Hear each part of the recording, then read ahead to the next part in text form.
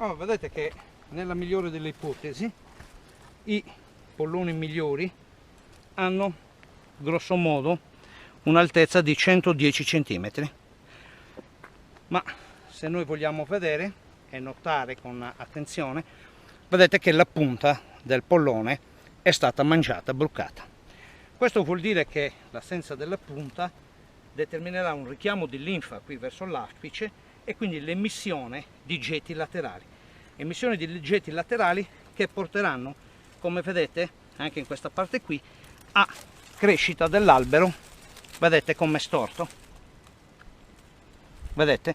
E quindi non avremo più un pollone principale che cresce verso l'alto, ma avremo un albero che sarà caratterizzato da una serie di emissioni di polloni laterali, di rami laterali,